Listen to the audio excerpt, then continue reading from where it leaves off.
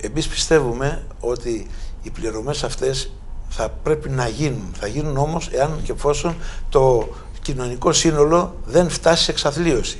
Θα πρέπει να πάρουν παράτα, θα πρέπει να μας αλαφρύνουν το σύμφωνο σταθερότητας, δηλαδή αυτό που λένε και τα άλλα κράτη της Νοτιοευρώπης, ότι δεν μπορεί να έχουμε τόσο σκληρό σύμφωνο σταθερότητας τη στιγμή που φαίνεται ότι εξαθλιώνει το λαό, κάτι θα υπάρξει αντίδραση.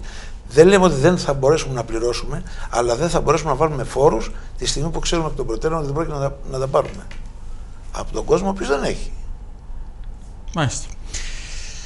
Είστε μοναδικός υποψήφιος στο νησί μας με το κόμμα της Κοινωνικής Συμφωνίας και συνεπώς έχει πέσει πάνω σας όλο το βάρος έτσι, του προεκλογικού αγώνα. Ναι. Δεν ξέρω αν εσείς εφαρμόζετε και ως νέο κόμμα και ως πρώτη φορά υποψήφιος την τακτική του να πηγαίνουμε πόρτα-πόρτα και σπίτι-σπίτι.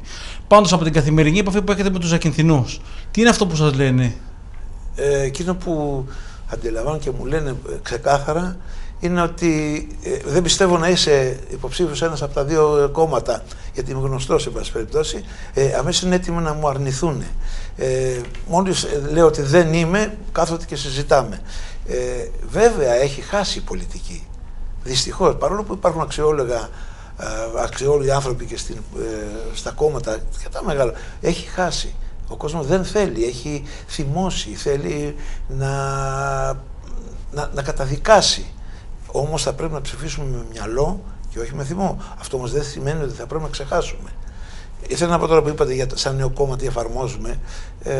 Είμαστε πολύ λίγο χρονικό διάστημα και γι' αυτό και θα δει κανείς ότι δεν μας μετράνε, αν θέλετε, οι δημοσκοπήσεις. Μπαίνουμε στο κομματάκι που λέει άλλα κόμματα.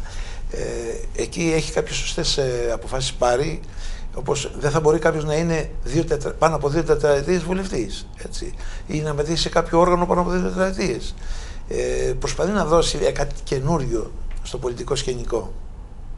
Η προεκλογική περίοδο, επειδή μας είπατε και προηγουμένως ότι πάνω από 30 χρόνια είσαστε στην ενεργό έτσι, πολιτική, άσχετα αν δεν ήσασταν υποψήφιος, σε τι διαφέρει από άλλες προεκλογικές περιόδους και από άλλα μαγειρέματα και από άλλες συμφωνίες? Εκείνο που διαφέρει ξεκάθαρα είναι η χρησιμοποίηση των νέων μεθόδων επικοινωνίας, όπως είναι τα ψηφιακά μέσα, όπως είναι τα κοινωνική Facebook, Twitter, όλα αυτά και τα κινητά φαντάζομαι, έτσι. Και τα κινητά. Επίσης όλοι έχουν άποψη γιατί γνωρίζουν, υπάρχει παντού τηλεόραση, έτσι. Υπάρχουν οι τοπικές τηλεοράσεις, υπάρχουν τα τοπικά ραδιόφωνα, έχουν δώσει εικόνα και ίσως έχει κουραστεί ο κόσμος να κάνει αυτό που κάναμε παλιά, τις περιοδίες, τις ανοιχτές συγκεντρώσεις, το χαρτομάνι που κάναμε άλλη την εποχή εκείνη ήταν αναγκαίο γιατί πολύ λίγοι ξέρανε, ήθελαν να μάθουν, να γνωρίσουν. Αυτό βέβαια το ότι είμαι κι εγώ μόνος δεν είναι θετικό, είναι αρνητικό γιατί μόνος πρέπει να κάνω ένα μεγάλο αγώνα. Και όχι δεν υπήρχαν αξιόλογοι υποστηρικτές της Κοινωνικής Συμφωνίας αλλά ήταν το ξαφνικό που δεν μπορέσαμε να το συνδέσουμε. Είμαι ένας, δεν ξέρω αν είμαι Λέων, έτσι, αλλά θα προσπαθήσω. Μάλιστα. Απευθυνόμενος έτσι τώρα στους Ακινθινούς και σε εκείνη τη μερίδα των πολιτών οι οποίοι λένε και προφανώς το λένε και σε εσάς ότι εγώ δεν πάω να ψηφίσω την Κυριακή. Τι θα τους λέγατε?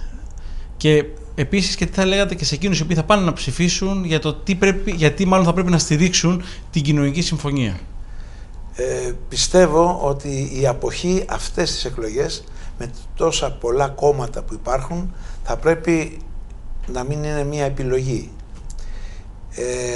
Όσον αφορά τι ζητάω από τον κόσμο της Ακίνθου και γιατί θα πρέπει να ψηφίσουν την Κοινωνική Συμφωνία. Πρέπει να φτάσουμε το ποσοστό που θα οδηγήσει τη φωνή ανθρώπων κατοξιωμένων από ένα προοδευτικό χώρο, από ένα χώρο που ανήκουν στο δημοκρατικό σοσιαλισμό, από έναν χώρο που αποτελούν το κοινωνικό κομμάτι του κόμματος από το οποίο έχουν, αν θέλετε, όχι αποχωρήσει, έχει το κομμάτι του κοινωνικού Πασόκ και πάει σε αυτή τη μεριά, να ψηφίσουν και να ψηφίσουν για να δώσουν φωνή, μια φωνή που είναι αναγκαία και πολλοί ξέρουν ότι αυτή η αναγκαία φωνή θα δώσει κάτι καινούριο σε ένα πολιτικό χώρο που τον υπηρετήσαμε πολλά άτομα και δυστυχώς κάποιοι μας οδήγησαν να χάσουμε τις αξίες που είχαμε, της αλληλεγγύης, της κοινωνικότητας, κάτι της Ελλάδος που να ανήκει στους Έλληνες.